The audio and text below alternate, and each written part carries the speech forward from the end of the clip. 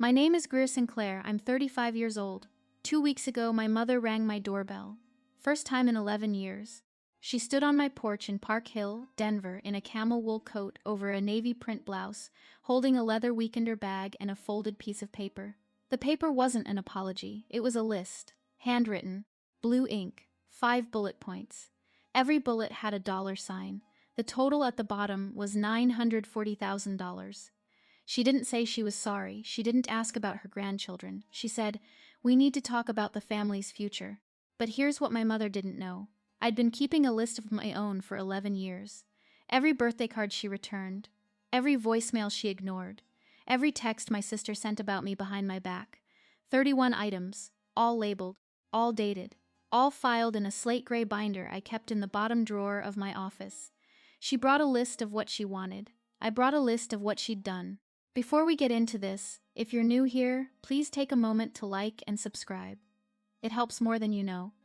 And while you're at it, drop your location and local time in the comments. I love knowing where you're listening from. Let me take you back to the summer I turned 24. The summer my family told me I was no longer one of them. Hartsville, Tennessee, population 7,400, one Methodist church, one barbershop. One diner where every booth smelled like coffee and bacon grease no matter what time you walked in. That was my town. My whole world until I was 18. My father, Wendell, ran Sinclair and Sons Stationery on Main Street for 33 years. Same shop, same counter, same quiet nod when he came through the front door at 6:14 every evening. He'd inherited the store from his own father in 1993. Office supplies, greeting cards, the occasional engraved wedding invitation. He knew every customer by name and what kind of pen they preferred. He didn't say much, but what he said, he meant. My mother, Loretta, ran the household and the Hartsville United Methodist Women's Circle with equal precision. She organized the Easter brunch. She coordinated the prayer chain. She decided who brought what to every potluck, and nobody argued. My sister Lacey was 4 years younger and everything I wasn't. Loud, easy in her own skin, the kind of girl who got voted homecoming court and acted modest about it. Mom adored her. Dad called her sugar. I was the quiet one, the one who did the dishes without being asked, the one who scored perfect on every math test, the one who never got a party for either. I don't say this with bitterness. I say it because you need to understand the math. In our family, love was a ledger, and Lacey was the line item that always got funded first. When I was 18, I got a full-ride scholarship to Vanderbilt, the Sinclair Howell Merit Scholarship, $58,000 a year. I was the first Sinclair in 3 generations to go to a 4-year university. Mom packed my suitcase and slipped a card inside, the kind with hand-painted dogwood blossoms on the front and her own cursive on the back. Come home soon. You belong here. I kept that card for 17 years. It's still in my desk drawer, right next to the slate gray binder. The card was the last kind thing she ever wrote me. I met Holden Whitford at a coffee shop on Belmont Boulevard the spring of my junior year. He was sitting at the counter reading a fat orange textbook, an Industrial Electrical Code Handbook, 4th edition. He had calloused hands and a quiet way of turning pages. He didn't look up when I sat down. He looked up when I asked him what part he was studying. Conductor sizing, he said. The math is the easy part. The judgment takes years. He was a journeyman electrician with IBW Local 175 out of Knoxville, in Nashville on a 6-month commercial wire out at the new convention center off Dimmenbrunn. His mother, Marilyn, was a retired ICU night shift nurse. 38 years on the floor at Fort Sanders Regional. His father had left when Holden was 3. Marilyn raised him alone in a 2-bedroom rental off Sutherland Avenue. She worked nights and made him sit at the kitchen table to do his homework before he could turn on the television. Holden had her steady eyes and a way of listening that made you feel like everything you said mattered. Our first real date was at a barbecue truck under the Interstate 40 overpass. He paid with crumpled tens. I paid with the stacks of singles I'd saved from babysitting the Halloran twins next door. We split a pulled pork sandwich and a sweet tea and talked until the truck closed at 10. He told me he wanted to start his own shop one day. He didn't know what kind yet, but something that solved a real problem. I told him I wanted a job where the numbers meant something. He said, "Then we're in the right place." We dated for 3 years before he proposed. 3 quiet, steady, unremarkable years. He met my parents twice. The first time Mom smiled too wide and called him Holland instead of Holden. The second time she called him Holden, but she didn't look at him when she said it. Both times Dad shook his hand and said almost nothing. I told myself it was nerves, small-town people, they just needed time. Lacey was the honest one. At Christmas, she leaned over and whispered, "He's nice, but Mom is never going to be okay with this. You know that, right?" I didn't know that. Not yet. Holden proposed on a Tuesday. No ring at first, just a conversation at the kitchen table in our one-bedroom apartment off 21st Avenue South. He said, "I want to spend my life with you. I want to build something with you. Will you let me?" I said yes before he finished the sentence. I called home that night. Mom picked up on the third ring, I told her. The line went quiet for 7 seconds. I counted. "You need to think about what this means for this family, Greer. Not congratulations. Not tell me about the ring. A warning." Dad got on the extension. He cleared his throat twice and said nothing. 2 days later, Lacey texted, "Mom has been crying since you called. Are you happy now?" I was, actually, for the first time in years. But I didn't reply that. 2 weeks after the call, a letter arrived. Not an email, not a text. A letter. Handwritten. Loretta Sinclair's cursive on ecru stationery.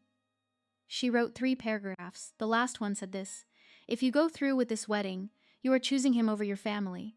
We cannot support this. We will not attend. And if you walk down that aisle, do not expect to be welcomed back into this house. He is not our kind, Greer. He never will be." That was the line. She drew it in blue ink on ecru stationery, and she expected me to stand on her side of it. I read the letter 3 times, folded it, put it in a manila folder. I didn't know why I kept it. Something in me, the part that files receipts and labels bank statements, told me to hold on to it. I held on. We got married at the Davidson County Courthouse on a Saturday in September. 12 guests, all friends, all Holden's side. His mother, Marilyn, drove down from Knoxville in a borrowed Honda Civic with a Tupperware of buttermilk pound cake on the passenger seat. The cake was wrapped in 2 layers of saran wrap and a 3rd layer of tin foil. She pinned a silk dogwood blossom to my dress. She held both my hands. She said, "Welcome to the family, baby." No father walked me down the aisle. There wasn't an aisle. There was a hallway with fluorescent lights, and a judge who pronounced our names wrong, and a reception at a Thai restaurant on Hillsborough Pike, where we pushed 4 tables together, and Holden's college roommate gave a toast that made everyone laugh so hard. Marilyn spilled her sweet tea down the front of her cardigan. My dress cost $185 from a consignment shop on Belmont Boulevard called Threadbare. White, simple, fit perfectly. Holden wore a navy suit he bought on clearance at the Macy's in Green Hills. We looked like 2 people who'd just done the most important thing of our lives on a budget, because we had. That night in our apartment, I sat on the edge of the bed and stared at the bouquet. Grocery store roses. $8 from the Kroger on 21st. My hands shook, not from doubt, from grief. I had just gotten married, and the 2 people who raised me hadn't cared enough to watch. 1 week later, I mailed a card to Hartsville. Inside, our wedding photo. Holden and me on the courthouse steps grinning. I wrote, "We're happy. I hope someday you can be happy for us, too." The card came back 12 days later, stamped in red, returned to sender. I stared at that stamp for a long time. Then I opened the manila folder, put the card inside, wrote in red pen. Item 2, wedding photo returned, September 23rd. That was the beginning of the binder. Year 1 was the hardest. I called Mom 4 times, voicemail every time. I left messages, short, careful, the kind where you choose every word because you know it might be the last one she ever listens to. "Hi, Mom. Just calling to say hi. We're doing well. Holden got a journeyman raise. I'm studying for the CPA exam. I miss you. Call me back whenever you're ready." She never called back. I sent a card for her birthday, a card for Dad's birthday, a card for Christmas. All 3 came back with the same red stamp. Dad sent 1 text, February. 4 words, "Your mother needs time." That was it. No follow-up, no second text. The 4 words sat in my phone like a voicemail I couldn't delete. Lacey posted a family photo on Facebook that spring. Mom, Dad, Lacey, Lacey's boyfriend at the time, all smiling. Caption, "Sunday supper with my people." I wasn't in the photo. I had never been invited. I printed the screenshot, not to torture myself. I printed it because I'd started doing something I couldn't explain. Filing things. Every returned card, every unanswered call log. every piece of evidence that my family had decided I no longer existed. I put them in the manila folder, and by March, the folder was thick enough that I transferred everything into a binder. Slate gray, 3 rings, brass tabs, acid-free dividers from the back wall of Sinclair and Sons, which I'd ordered online and had shipped to Denver because I wasn't going to ask my father for a discount on the supplies I was using to document his wife. He is not our kind, Greer. Her voice played in my head at strange moments, in the grocery store, at the dentist, at 2 in the morning when Holden was asleep and the apartment was dark. I wanted the words to stop hurting. They didn't stop. But they got quieter, the binder got thicker. Holden finished the convention center wire out, and we moved to Denver in late spring. He took a commercial electrical seat with a contractor in Lakewood. I sat for the CPA exam, passed all 4 sections in 7 months, and took a forensic accounting analyst chair at the Deloitte office downtown. 2 paychecks, 1 apartment, 1 slate gray binder. By the end of year 1, the binder had 7 items. Year 2, Holden bought a used Ford E-Series cargo van for $3,800 and painted the side panel by hand. White lettering on a navy ground, Whitford Electric. He worked nights and weekends as a moonlighter for 3 months, then gave notice and went solo full-time on a Monday in October. 1 truck, 1 toolbox, 1 handwritten estimate pad from Sinclair and Sons that I'd ordered for him as a wedding gift and never told my father about. I came home from Deloitte every evening, heated up leftover chili, and sat next to him on the kitchen floor reviewing his ledger. I built him a pricing structure on a yellow legal pad. Time, parts, markup, overhead. He kept that legal pad in the glove box for the next 4 years. That year, I also added 11 items to the binder. A Christmas card returned in 2017. A voicemail to Mom in March that lasted 41 seconds. A Lacey post on Instagram from Hartsville's Founders Day picnic, captioned with my whole family except. I printed the screenshot, I labeled it. I closed the binder. Year 3, Wyatt and Hazel were born. A Wednesday morning in late November. 6 pounds 2, 6 pounds 9, identical dark curls. Hazel screamed for 4 hours straight. Wyatt slept through all of it. Holden cried. I had never seen him cry before. He held Hazel in his left arm and Wyatt in his right, and stood by the hospital window at 5:42 in the morning and said, "They're going to know they're loved every single day." Marilyn flew in the next morning. She stayed 2 weeks. She cooked. She cleaned. She rocked Wyatt at 3 in the morning while I fed Hazel. She brought a quilt she'd pieced herself, dove gray and butter yellow, soft enough to make you cry. She brought a small silver bracelet for each twin, engraved with their birthdays. That was what a grandmother looked like. I had sent Loretta the ultrasound photos 5 months earlier, returned. I sent birth announcements, 2 cards, 1 for each twin, returned. I sent a photograph. Wyatt sleeping on Holden's chest, Hazel gripping my finger, returned. 3 items added to the binder, 14, 15, 16. Say texted someone we both knew from high school. The mutual friend, Brennan, screenshotted it and sent it to me without comment. Lacey's text read, "Her kids don't have real grandparents." That's what she chose. I sat in the nursery with that text on my screen for 11 minutes. Hazel was asleep in the crib. Wyatt was in my arms. I could hear Marilyn in the kitchen humming something low and sweet while she washed bottles. My children had a grandmother. Her name was Marilyn Whitford. She flew from Knoxville every 5 weeks and never once missed a birthday. I printed Lacey's text, filed it, item 17, red pen, dated. Year 4, the binder had 19 items. Whitford Electric had 4 trucks and an apprentice named Diego who came over for dinner on Tuesdays. Holden was bidding small commercial jobs now. Restaurant build-outs, dental offices, a couple of boutique fitness studios in Cherry Creek. I want to be clear about something. I didn't keep the binder out of spite. I didn't flip through it at night, fueling some fantasy of confrontation. Most weeks I forgot it existed. It sat in the bottom drawer behind tax folders and old insurance documents, collecting dust. But every time something arrived, I filed it. Same process. Print, label, date, red pen, tab. Holden asked me once, "Why do you keep all of that?" Because someday when the kids are old enough, they might ask why they don't have grandparents on my side, and I want them to have facts. Not my version, not her version, the receipts. He nodded. He understood receipts. Every job he closed had a paper trail. Year 5, Whitford Electric pivoted into residential solar and EV charger installation. Colorado was a boom market for both. Holden hired 3 more electricians out of the IBW hall and brought on Diego as foreman. We bought our first house that fall. A craftsman bungalow on Forest Street in the Park Hill neighborhood, 3 bedrooms, original hardwood. A backyard with a plum tree the twins claimed as their fort. I signed the mortgage papers and thought, this is ours. Nobody gave us this. We built it. Wyatt and Hazel started kindergarten. They rode the same bus. They sat in the same row. They argued about who got the window seat. Normal. Beautifully, painfully normal. That fall, I made the mistake of checking Facebook one Tuesday night in October. Loretta had posted a family photo from what looked like a Thanksgiving preview dinner.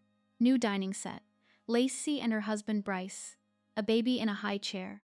Lacey's son Cody, my nephew. I had never met him. The caption read, "My whole world. 3 people in the frame, a baby, a table, a family that didn't include me or my children or the man I'd married." I closed the app, went to bed, didn't cry.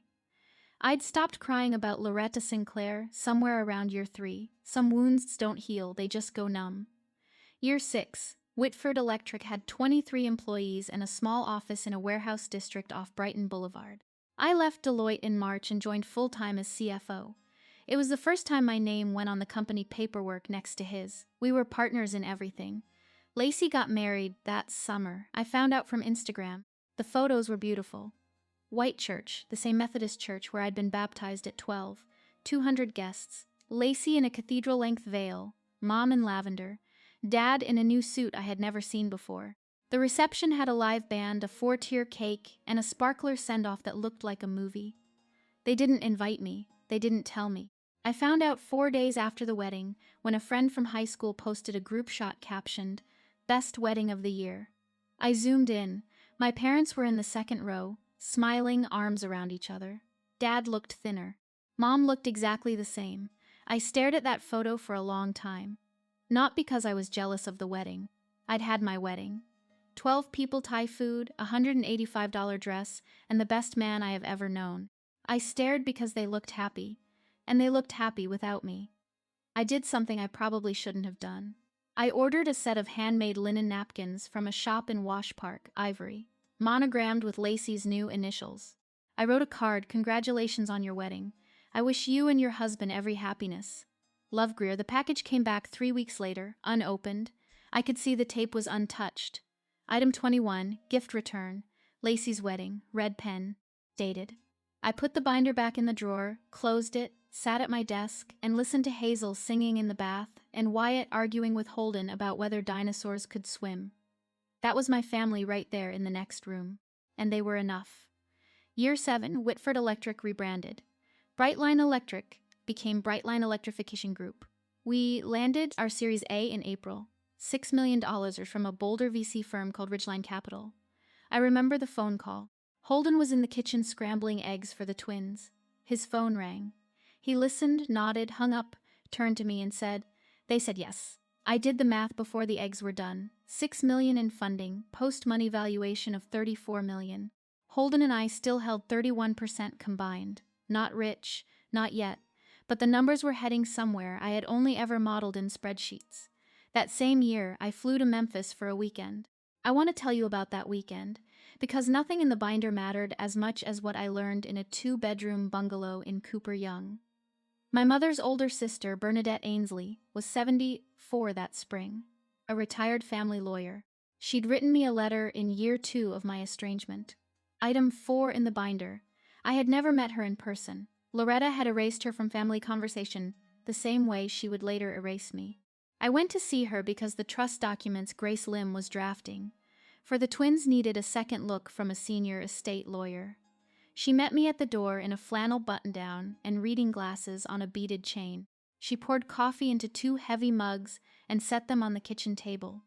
Then she opened a cabinet above the refrigerator, pulled out a yellowed envelope, and laid a photograph on the table between us. Bernadette at 31, standing on a porch in 1979, next to a man at an upright piano. The man was Errol Cantwell, a Memphis jazz pianist, session player at Sun Records. "He was the man I was going to marry," she said. "I was engaged for 9 months. Your mother and your grandmother Ophelia weaponized the Hartsville Methodist congregation against him. Pastor letters, prayer chain calls, public concern. They never used the word race, they used the word reputation. Errol's. Mine. Your grandmother's somehow by association. I broke the engagement 6 weeks before the wedding. I moved to Memphis the next year. I went to law school at night. I never spoke to your mother again. She took a slow sip of coffee. Your mother is doing to you what she helped do to me. Word for word almost. Letters first, then the prayer chain, then the silence. She does not see it, or she sees it and cannot say so. I sat at her kitchen table for 47 minutes. I didn't take notes. I didn't need to. When I left, Bernadette handed me 3 things. A revised trust document for Wyatt and Hazel, with a no contest clause she'd marked in pencil. A business card for a notary in Denver she trusted, and the photograph of herself and Errol Cantwell at the piano in 1979. I put the trust document in my carry-on. I put the photograph in a plain manila envelope and put the envelope in a different drawer from the binder. The photograph wasn't evidence. The binder was for evidence. The photograph was for me. By year 8, the binder had 25 items. Brightline Electrification Group landed its Series B $14 million from Ridgeline plus a New York fund. Post-money valuation $76 million. The Denver Post ran a short piece. 2 fintech newsletters mentioned it. Nothing major. The kind of coverage people in the industry noticed and everyone else scrolled past. But someone in Hartsville, Tennessee did not scroll past. That fall I sent what I knew would be my last birthday card. I'd sent one every year. 8 straight years. 8 returned. Each one filed. Each one labeled. But this time I tucked something extra inside. A photo of Wyatt and Hazel on their first day of kindergarten. Matching backpacks. Wyatt missing his 2 front teeth. Hazel grinning so wide her eyes were almost shut. On the back of the photo I wrote, "They ask about you sometimes. I tell them you live far away." I sealed the envelope. Mailed it, expected the usual red stamp. It came back in 9 days, but something was different. The envelope had been opened. The flap was creased. The glue resealed with a thin strip of clear tape. I held it up to the light. The card was inside. The photo was inside. But someone had taken them out, looked at them, and put them back. Carefully, deliberately, then sent the envelope back. I sat at the kitchen table and turned that envelope over in my hands for a long time. Someone in that house, Dad, I was almost certain, had opened the card, had looked at his grandchildren's faces, had held the photo, and then someone else, Mom I was certain, had made him put it back and return it. He wanted to keep it. She would not let him. Item 25, birthday card, opened and resealed, photo viewed, still returned. I wrote the label with a steadier hand than I expected, because I'd suspected for years that Dad wasn't the architect of this silence. He was the enforcer. Mom was the architect, and the blueprint was simple. If she couldn't control who I loved, she would erase me from the family entirely. Year 9, we moved into a 4-bedroom colonial on Garden Drive in Greenwood Village, 15 minutes south of Denver. Good schools. A kitchen with an island where the twins did homework while I reviewed quarterly reports on the other end. Holden still went to job sites once a week in flannel and steel toes, because he refused to become the kind of founder who stopped touching the work. Marilyn started coming every 4 weeks instead of 5. The twins called her Grammy Marilyn. She taught Wyatt how to make grilled cheese. She taught Hazel the names of every bird in the backyard.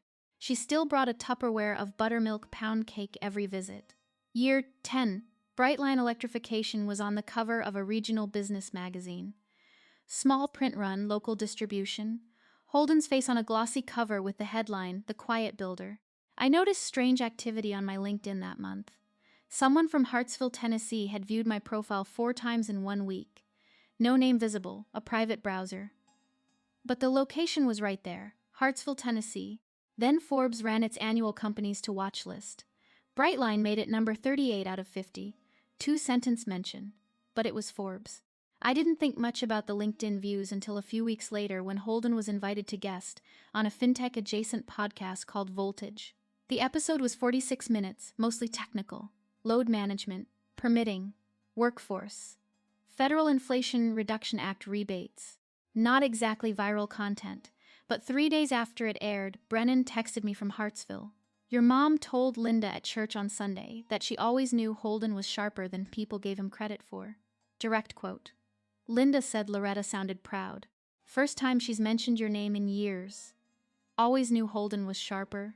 11 years of silence and now she always knew." I didn't add that to the binder. It wasn't a document, it was hearsay.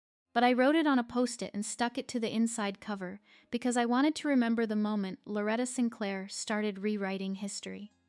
She wasn't proud of Holden. She wasn't even sorry. She was recalculating. The numbers were getting bigger, and my mother was an accountant of a different kind. Year 11 was the year everything moved. The group chat arrived on a Monday. Brennan called me at 7 in the evening. She sounded rattled. Greer. Lacey added me to a family group chat by accident. I think she meant to add someone else with a similar number. I was in it for 3 days before they noticed and removed me. I took screenshots. She sent me 7 screenshots. 3 days of unfiltered Sinclair family conversation. I read them in the parking lot of Wyatt's soccer practice. Lacey. His company was valued at $76 million last round. I've been tracking the filings. If they IPO, we're looking at $300 million minimum. Loretta, how do we approach this? She won't listen to me, Wendell. Maybe I should call first. Feel her out. Loretta, no, I need to go in person with a plan. A real plan. Lacey, make a list. Layer it like an investment. She runs balance sheets all day. She'll respect numbers more than feelings. Loretta, how much should we ask for, Lacey? Start with mortgage, then medical, then retirement. College for my son. Monthly support. Make it look like family investment, not a request. Wendell, this doesn't feel right. Loretta, Wendell, she has more money than this whole county. It's only right she shares it with the family that raised her. Wendell didn't reply after that. I sat in my car with the engine off. The dashboard clock read 7:22. Through the windshield I could see Wyatt running across the field, chasing a ball twice the size of his head. My hands were shaking, not from sadness, from clarity. 11 years of silence. 11 years of returned birthday cards and ignored grandchildren, and an ecru stationery letter that said, "Do not expect to be welcomed back." And now that the numbers had changed, they wanted to approach with a plan. I drove home, printed the screenshots, filed them. Item 28. Family group chat. Financial tracking. Reconnaissance confirmed. Before I tell you what happened next, please hit subscribe. This story's about to get a lot more uncomfortable. And if you've ever had someone cut you off and come running back, only when the numbers changed, drop it in the comments. I think more of us carries this than we admit. I told Holden that night after the kids were asleep. I showed him the screenshots. He read them once slowly, the way he reads a load calculation, line by line, looking for the spot where the math doesn't balance. When he finished, he set the phone on the counter and stared at the wall for a long time. What do you want to do? Nothing yet. But I want to be ready. He nodded. That was Holden. He didn't tell me what to feel. He didn't suggest we ignore it or confront it or anything in between. He asked what I wanted, and then he stood next to me while I figured it out. The next morning I called Grace Lim, my Denver attorney at Lim & Sato, not to sue, not to file anything. I wanted to understand our position. What were our rights if Loretta showed up? Could she make any legal claim to our assets? To the children. Grace, mid-50s, no nonsense, walked me through it in 22 minutes. No, Loretta had no legal standing. The trusts Bernadette had reviewed for the twins were structured tight. Spendthrift provision. No contest clause. No grandparent visitation rights in Colorado without an existing relationship. And 11 years of documented estrangement made any claim laughable. I thanked Grace, hung up, went to work. But I also did something else that week. I drafted a letter. Did not send it, just wrote it out long at the kitchen table after midnight. In it, I listed every item in the binder, every date, every returned card, every ignored call, every screenshot, 28 items. Dated, documented, ready. The IPO conversation started in February. Investment bankers flew to Denver. We had 4 rounds of meetings in our conference room. They reviewed our financials, our growth projections, our customer retention rate. They used words like roadshow and pricing range and lockup period. Holden handled the operations pitch. I handled the numbers. Every slide, every projection, every risk disclosure. My name was on every page. The process took 7 months. Holden barely slept. I barely ate. The twins started noticing. Wyatt asked why Dad kept talking to his laptop at dinner. Hazel drew a picture of me at my desk with a speech bubble that said, "One more email." In August, our attorney finalized the trust structure for Wyatt and Hazel. 2 irrevocable trusts, funded, protected. Nobody, not Loretta, not Wendell, not Lacey, not any future version of any Sinclair who showed up with a list, could touch $1. I signed the trust documents on a Thursday afternoon in Grace Lim's office on Lincoln Street. The attorney asked if I had any questions. I had one. If a family member attempts to claim access to these funds, what happens? Nothing, she said. That is the point. I went home, made dinner, helped Hazel with long division, put the trust documents in the fire safe under our bed. Then I noticed something odd. For the first time in months, no one from Hartsville had viewed my LinkedIn. No texts from Brennan about church gossip. No digital footprints at all. Quiet, the dangerous kind. 2 months before the IPO, Lacey texted me. First time in 11 years. The message arrived at 2:17 on a Thursday afternoon. Hey, just thinking about you. How are the kids? 8 words. 11 years. And how are the kids, as if she had been asking regularly, as if this was a continuation of something instead of a resurrection. I didn't reply for a week. I wanted to see if she'd follow up. She did. A second text. I'm going to be in Denver for work next month. Would love to see you. Holden said, it is your call. I agreed to meet her, not at our house, at a coffee shop in Loudoun. Crema on Larimer. Public. Neutral. Time limited. Lacey showed up 15 minutes late in a blazer and ankle boots. She looked like she'd practiced being casual. She hugged me too long. She said, you look amazing 3 times in the first 10 minutes. Then she started asking questions. How big was our house? Did the kids go to private school? What neighborhood did we live in? Was Holden still running the company, or had he stepped back? How many employees now? Had they raised more money recently? 28 questions. I counted. None of them were, I am sorry. Halfway through our lattes, I noticed something in the reflection of the cafe window. Lacey had her phone angled toward the parking lot. She was photographing my car. A white Lexus RX that Holden had bought me for my 40th birthday. She was scouting, cataloging, building a report. I let her finish her latte. I answered her questions vaguely, politely, the way you answer a bank teller's small talk. When we hugged goodbye, she held on too long again. I walked to my car. I drove around the block once.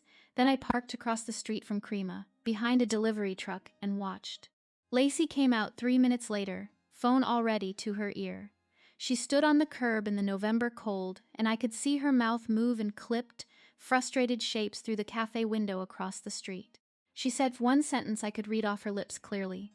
She didn't bite, Mom. She's harder than we thought. I drove home in the slow lane. After the cafe, I opened the binder. Item 29. Lacey reconnaissance visit. Date.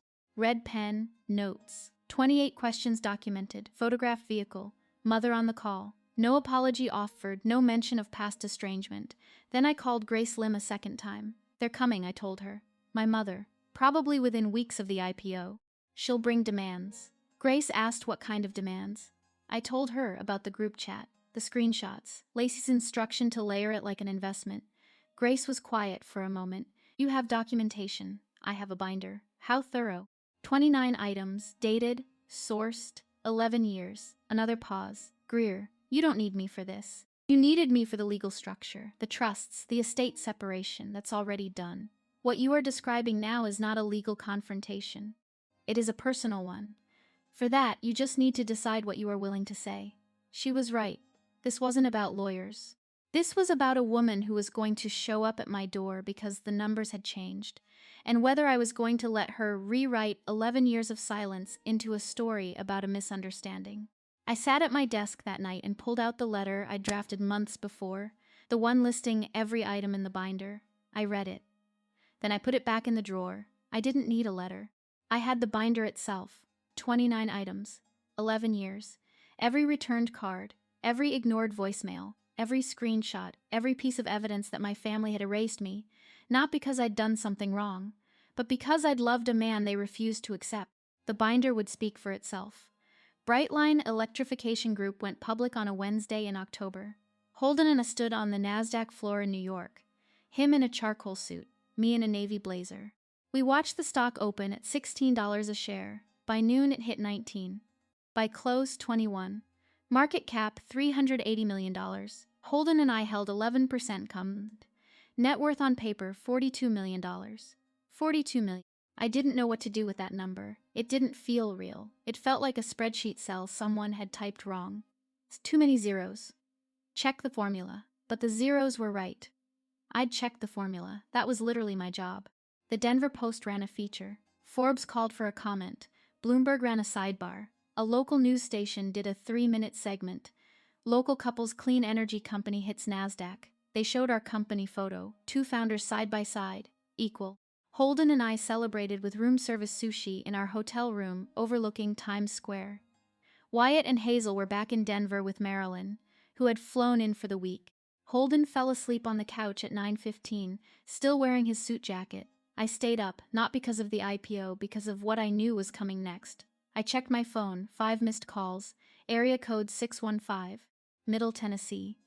3 calls from a number I didn't recognize, 1 from Wendell, 1 from Loretta. I didn't call back. I set the phone face down on the nightstand and stared at the ceiling. 11 years, 42 million. And suddenly, Greer Sinclair was worth knowing again. I went to sleep with my hand over the phone, as if it might ring again. It would. Wendell's voicemail arrived the next morning while I was brushing my teeth. His voice was thinner than I remembered, older. The cadence was the same, slow, careful. A man who measured words like cuts of pine, but something underneath had shifted. There was a crack in it. Greer, baby girl, I saw you on the news.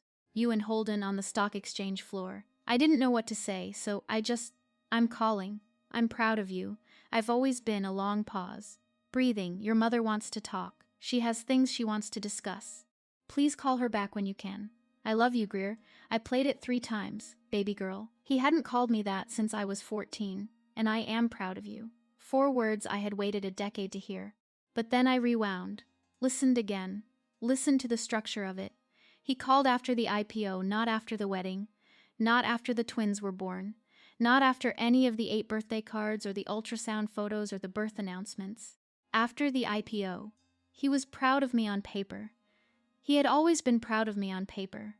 What he had never been was brave enough to pick up the phone when there were no millions attached to the call. He is not our kind, Greer. He never will be. I heard Mom's voice, but it was Dad who'd enforced the silence. He could have called any day, any year. He chose this one, the one with 42 million reasons to reconnect. I saved the voicemail. I didn't add it to the binder. It was too sad for the binder. Instead, I sat on the hotel bathroom floor and let myself feel it, all of it, for about 4 minutes.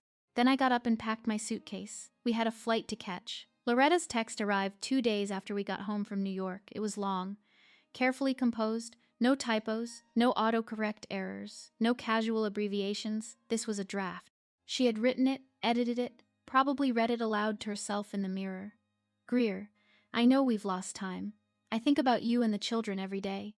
Life is short, and I've come to see that some things matter more than the misunderstanding between us. I would like to talk about the future, about the children, about what it means to be a family. There are things families should share. I believe we can find a way forward if you are willing. I read it twice, counted the words.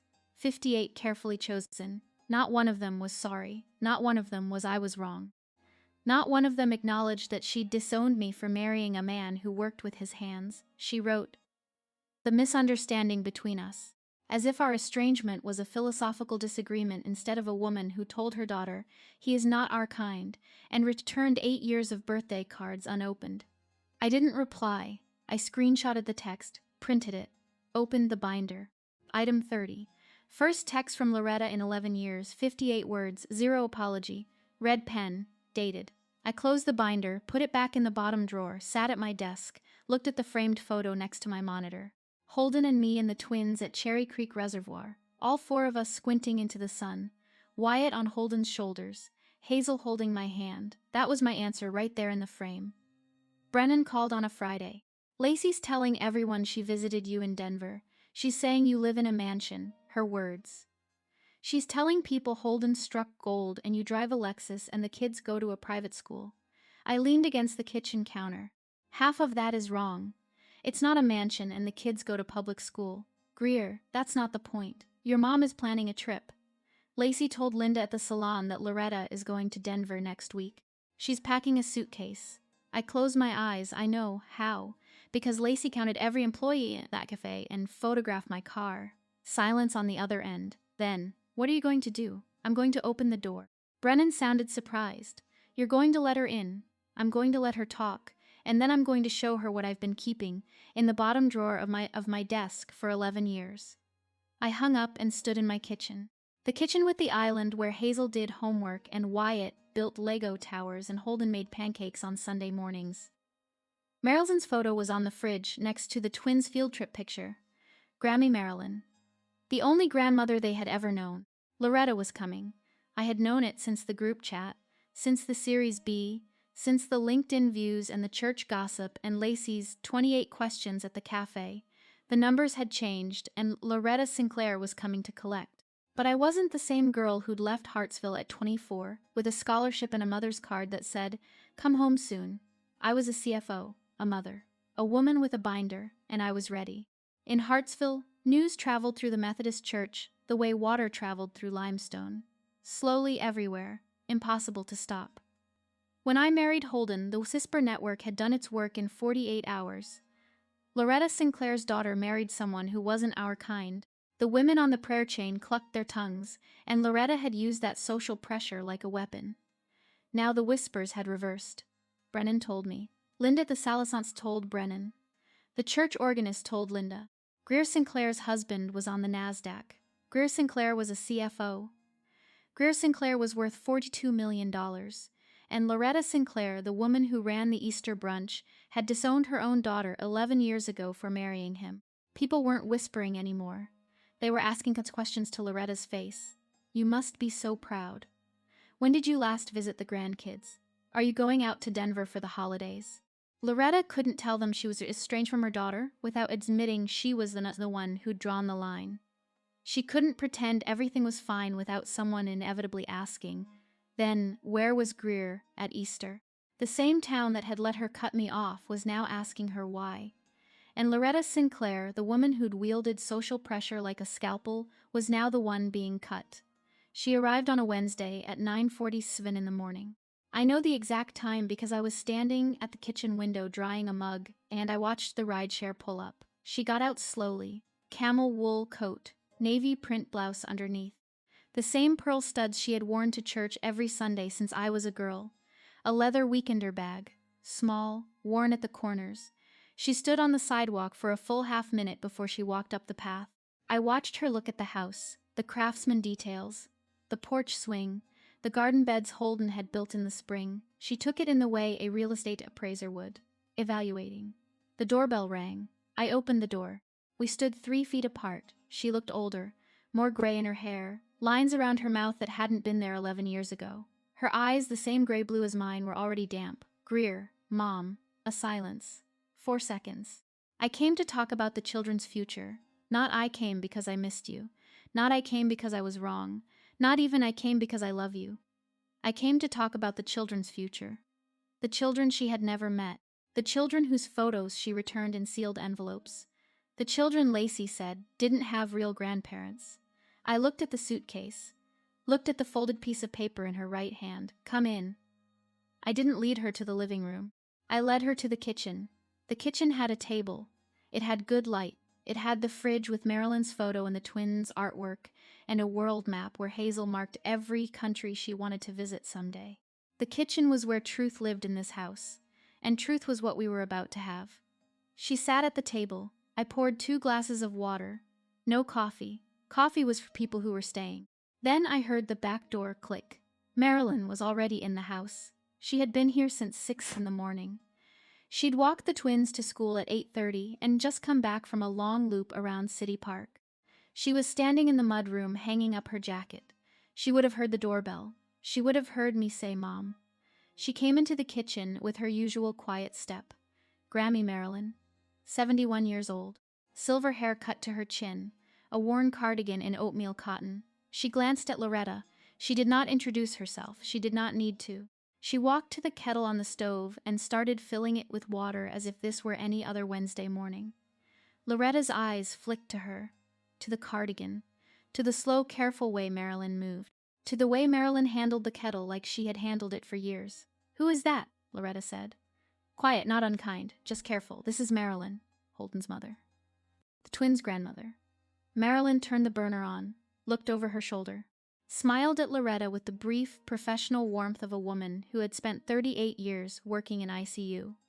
Then she turned back to the stove. Loretta's eyes returned to the table. The folded paper trembled once in her hand and then steadied. She unfolded the paper, her handwriting, blue ink, 5 bullet points, each one neat, deliberate, the product of what must have been hours of calculation. She read them aloud. Retirement supplement for your father and me, $475,000. I said nothing. College fund for your nephew Cody, $185,000. Nothing. Mortgage payoff. The family home on Maple Street, $215,000. Nothing. Your father's dental backlog and the new roof, $52,000. Nothing. Monthly support, $3,500. She folded the paper, placed it on the table between us. Looked at me. This is what families do, Greer. Your father worked his whole life. He sacrificed for you, for both of you. It's time to give back. I stared at the list. $940,000. Itemized, calculated, presented like an invoice. Not once during the reading did she say my name with the word sorry. Not once did she acknowledge that she was sitting in a house she had never visited, asking for money from grandchildren she had never held. Her kids don't have real grandparents. That's what she chose. Lacey's words, echoing. I picked up the list. Read each line one more time. Folded it, set it down. Then I stood up and walked to my office. The bottom drawer was exactly where I'd left it, under the tax folders. Behind the old insurance documents, I pulled out the binder. Slate gray, 3 rings, heavy, the kind of weight that comes from 11 years of documentation. I carried it back to the kitchen, set it on the table right next to the folded list of demands. 2 documents, hers 1 page. 5 bullets, $940,000, mine, 31 items, 11 years, 0 apologies received. Loretta looked at the binder. What is that? You brought a list, Mom. I sat down, placed my hands flat on the table. I brought one too. She stared at the binder, at the red pen labels visible through the front cover, at the thickness of it, almost 3 inches of tabs and documents and printed screenshots and returned birthday cards still in their original envelopes. I don't understand. You will. I opened the binder to tab 1, year 1. I started reading. I didn't raise my voice. I didn't cry. I didn't perform. I read the way I read quarterly reports to the board. Factual, organized, item by item. 11 years of receipts, documented, dated. Every returned card, every ignored voicemail, every screenshot, every piece of proof that Loretta Sinclair had systematically erased her firstborn daughter from the family. Not because I had done something wrong, but because I'd loved a man she refused to accept. The binder wasn't revenge. It wasn't a weapon. It was a record. And records don't negotiate. They don't argue. They don't forgive or condemn. They just tell the truth. And I had 11 years of truth to share. Tab 1, year 1. I pulled out the first item, a birthday card in a white envelope. Red stamp across the front, returned to sender, still sealed. I placed it on the table. Item 1, birthday card. Mailed October 9th, 2014. Returned on Bata Wentworth. Loretta's eyes widened. I pulled out the second item, another envelope, same stamp. Item 2, wedding photo. Mailed September 12th, 2014. Returned September 23rd, a third. Item 3, Christmas card. Mailed December 8th, 2014. Returned December 21st. I laid them out one by one. Slowly, the way you lay out evidence in an audit. No commentary, no emotion, just documents in chronological order. Loretta's mouth opened, then closed. She stared at the growing row of envelopes, white rectangles with red stamps. Each one a door I had tried to open, and she had slammed shut. These are the birthday cards I sent you every year for 11 years. Every single one came back. Greer I'm not finished. I moved to tab 2. Year 2, 3 more items. A voicemail transcript. My words printed from a transcription app. Stapled to a note with date and time. An unanswered call log. A Facebook screenshot of Loretta's whole world post. No Greer, no Holden, no grandchildren. Item 4, voicemail to you. January 7th, 2015, duration 41 seconds, no callback. Loretta pressed her fingers to her lips. Her eyes were wet. Item 5, text from Dad. February 12th, 2015. 4 words, your mother needs time. I set the printout on the table. It has been 11 years, Mom. How much more time did you need? The tears came. I expected them. Loretta covered her face with both hands and made the sound I had heard 1,000 times growing up. The controlled, theatrical cry she used when she wanted sympathy without surrendering dignity. It was the same cry she'd used when Dad forgot their anniversary. The same cry she'd used when the church didn't choose her casserole for the potluck finals. I was hurt, Greer. You chose him over us. You left. I didn't leave. You told me not to come back. That's not. I was upset. People say things when they are upset. Marilyn turned off the burner. Quietly, carried the kettle to the counter, poured the boiling water into a teapot for nobody. She did not look at us. She did not speak. She did not leave the room. I flipped to tab 4, year 4, pulled out a printout, item 17, text from Lacey to a mutual friend, forwarded to me. March 9, 2017, I read it aloud, slowly. Her kids don't have real grandparents, that's what she chose. Loretta flinched. Lacey didn't mean. This is Lacey's exact text, word for word. I flipped to the last tab, the screenshots. 7 pages. The group chat, item 28. Family group chat. Screenshots provided by a mutual friend who was accidentally added. November 4th, 2025. I read Lacey's message, make a list. Layer it like an investment. She runs balance sheets all day. She'll respect numbers more than feelings. Then yours. She has more money than this whole county. It's only right she shares it with the family that raised her.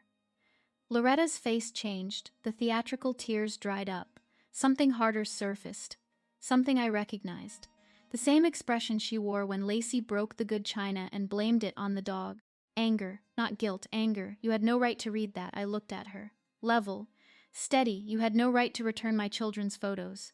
The kitchen went silent. I reached for one specific item. Tab 8, year 8.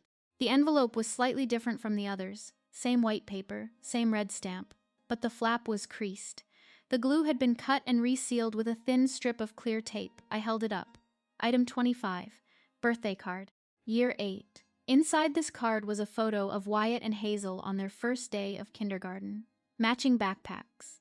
Wyatt missing his 2 front teeth. On the back I wrote, "They asks about you sometimes. I tell them you live far away." I set the envelope on the table. This card was opened. Someone looked at their faces, then sealed it back up and sent it back. Loretta's jaw tightened. Who opened it, Mom? Nothing.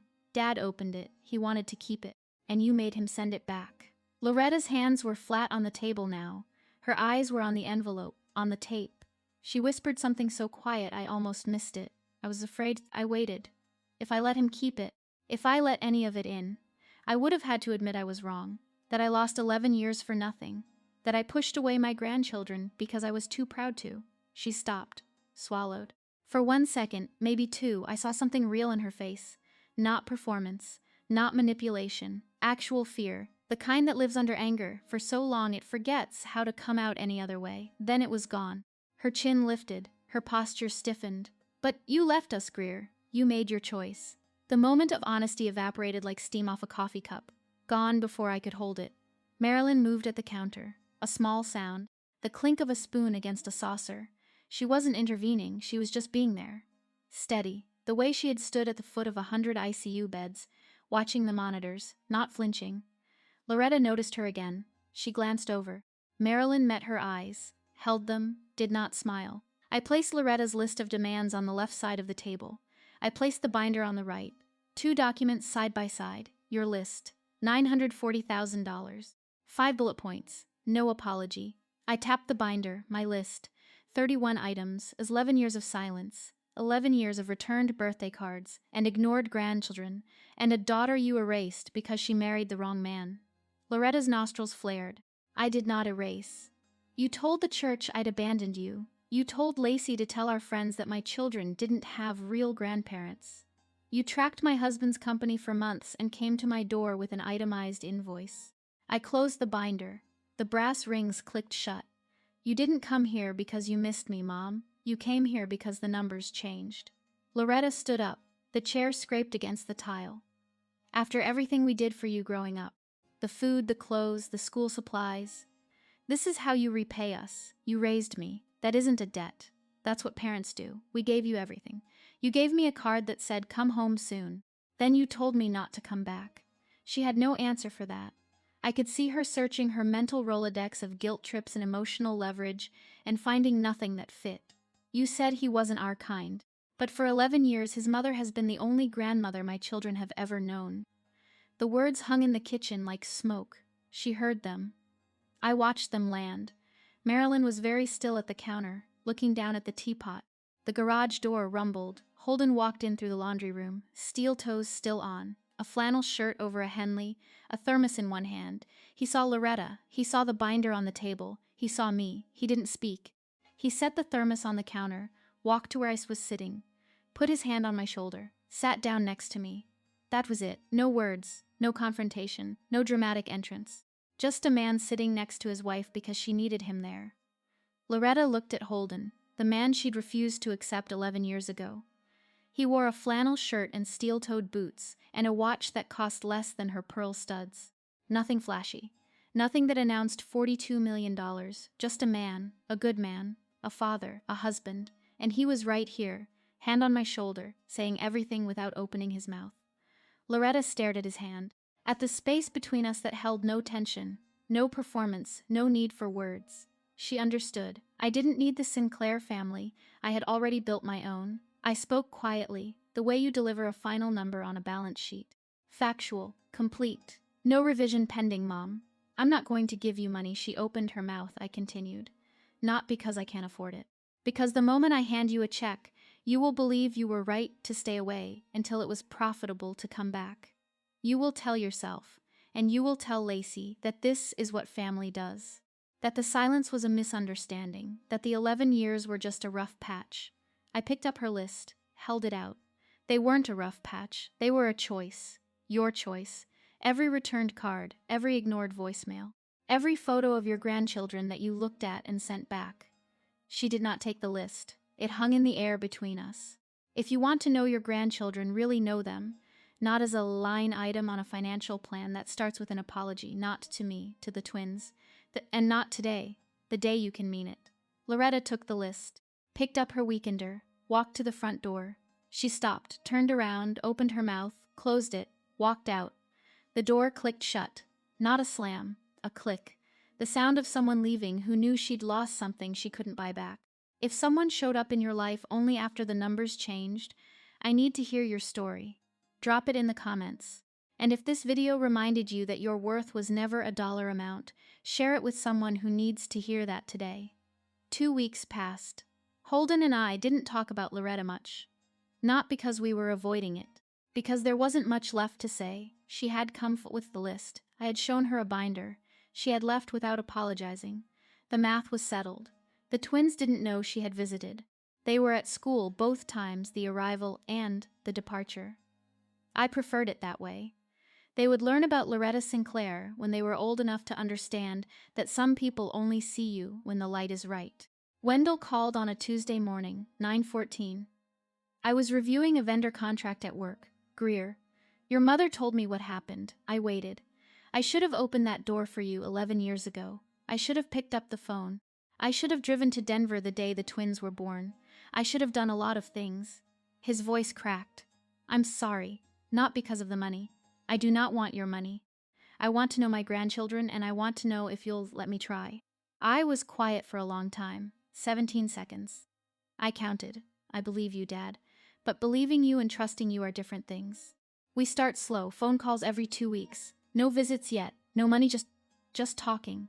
He agreed. That's more than I deserve. It's exactly what you deserve. Not more, not less. We hung up. I went back to the contract. Lacey texted once. One line. You could have helped your own family, you know. I didn't reply. Some messages are their own answer. Loretta did not call, did not text, did not write. The silence returned, but this time it was hers. I had said everything I needed to say. The next move was hers. The binder sat in the bottom drawer. 31 items. 11 years. I did not add a 32nd. 6 weeks later, a small envelope arrived in the mail. Cooper Young, Memphis. Bernadette's careful penmanship. I opened it at the kitchen counter while the kettle boiled. Inside, a single index card. One line in fountain pen. Some doors close themselves, Greer. The lock is on the inside. Bernadette. I read it twice. Set it on the counter. Did not file it in the binder. Put it in the same separate drawer where the Errol Cantwell photograph had lived for the last 4 years. The binder was for evidence. The card was for me. Here is what 11 years of silence taught me. Family is not the people who share your last name. Family is not the people who show up when your net worth changes. Family is the people who hand you a Tupperware of buttermilk pound cake at a courthouse with fluorescent lights. Family is the woman who flies from Knoxville every 4 weeks and washes bottles at 3 in the morning. Family is the great aunt you have never met until you are 34, who pours you coffee in a kitchen in Memphis and tells you the story of 1979 because it is also your story. That is family, and it was never about money. It was about showing up. If you're listening to this and you have ever been the person your family forgot until they remembered the math, then I hope you hear this. You don't owe anyone a refund for raising you. You can open a door for one parent and leave the door closed for the other, and that is not cruelty. That is mercy with a hinge. That's my story, 11 years, 31 items, 1 slate gray binder, and a pound cake handed to me at a courthouse with fluorescent lights. If this story reminded you that your worth was never about the numbers, share it with someone who needs that today. Drop a comment, hit subscribe, and I'll see you in the next one.